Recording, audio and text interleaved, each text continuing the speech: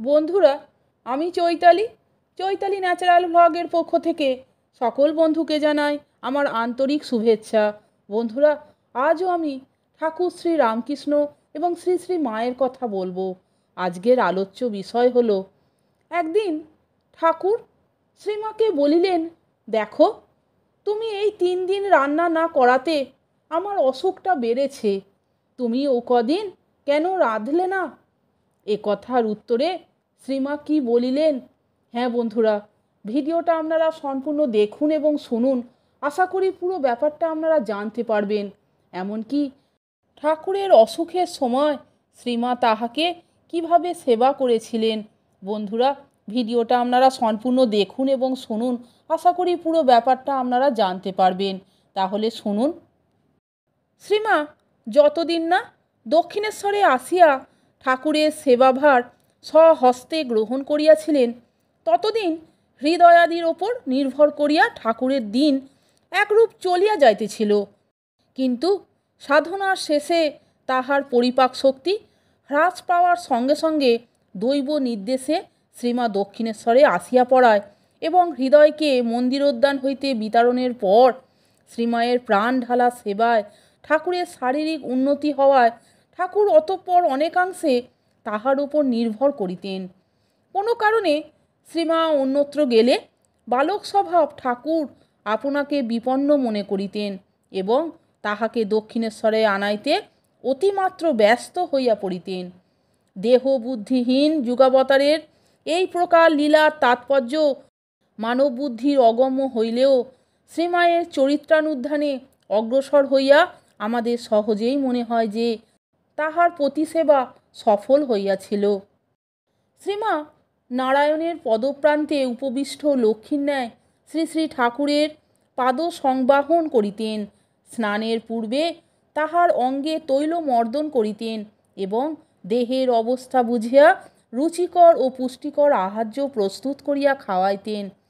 ফলত আপনার সমস্ত সুখ স্বাচ্ছন্দ্য ভুলিয়া তিনি তখন সর্বতোভাবে শ্রী রামকৃষ্ণময় হইয়া গিয়াছিলেন। ঠাকুর বড়ই পেট রোগা ছিলেন। শ্রীমা নহবতে আসিয়া ঠাকুরের ইচ্ছামতো শুক্তা ঝোল প্রভৃতি রাঁধিয়া দিতেন। মাসের মধ্যে যে 3 দিন উহা পারিতেন না, সে কদিন ঠাকুরের জন্য কালী মন্দির হইতে প্রসাদ আসিত। তাহা খাইলে ঠাকুরের অসুখ বাড়িত।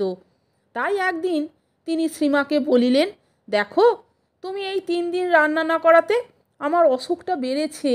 তুমি ও কদিন কেন রাঁধলে না? শ্রীমা বলিলেন, মেয়েদের অসুচির 3 দিন তারা কাউকে রেঁধে দিতে পারে না। ঠাকুর বলিলেন, কে বললে পারে না?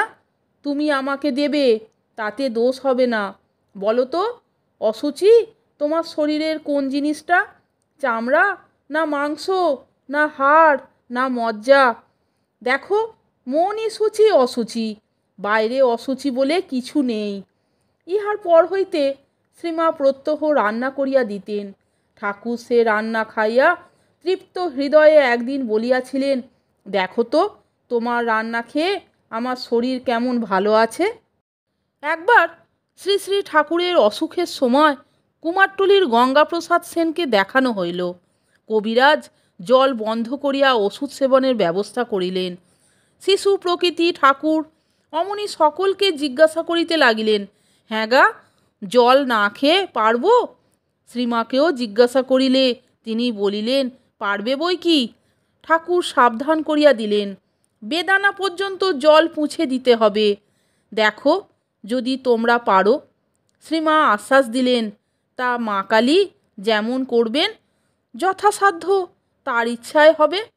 শেষে মন স্থির করিয়া জলপান ছাড়িয়া দিয়া তিনি ওষুধ খাইতে আরম্ভ করিলেন। শ্রীমা তাহাকে রোজ 3-4 সের, শেষে 5-6 সের পর্যন্ত দুধ দিতেন। গাই দোহাইবার পরে যে লোকটি দুধ দিত, সে শ্রীমাকে বেশি বেশি দুধ দিয়া যাইত, বলিত, ওখানে দিলে কালীর ভোগ বেটারা বাড়ি নিয়ে যাবে, কাকে না কাকে খাওয়াবে, আর এখানে দিলে উনি খাবেন। তাই সে 5-6 সের পর্যন্ত দিয়া যাইত। শ্রীমা সন্দেশ রসগোল্লা ইত্যাদি যাহা থাকিত ওই ব্যক্তিকে দিতেন। তখন ওই সকল জিনিস যথেষ্ট আসিত, তাই অভাব ছিল না। তিনি দুধ জাল দিয়া ঘন করিয়া 1 সের 1.5 সের করিয়া ঠাকুরকে দিতেন। ঠাকুর যখন জিজ্ঞাসা করিতেন কত দুধ, তখন তিনি ঘন দুধের কথাই মনে করিয়া বলিতেন, কত আর 1 সের 5 পো হবে। ঠাকুরের সন্দেহ দূরীভূত না হওয়ায় তিনি বলিতেন, না, এই যে পুরুষ স্বর দেখা যাচ্ছে। শ্রীমা তথাপি নানাভাবে বুঝাইয়া ওই ঘন দুধ সবটাই তাহাকে খাওয়াইতেন। একদিন আহারের সময় গোলাপ মা উপস্থিত ছিলেন। ঠাকুর তাহাকে জিজ্ঞাসা করিলেন, হ্যাঁ গা, কত দুধ হবে? গোলাপ মা ব্যাপারটা ভালো করিয়া না বুঝিয়াই পাতলা দুধের পরিমাণ বলিয়া দিলেন।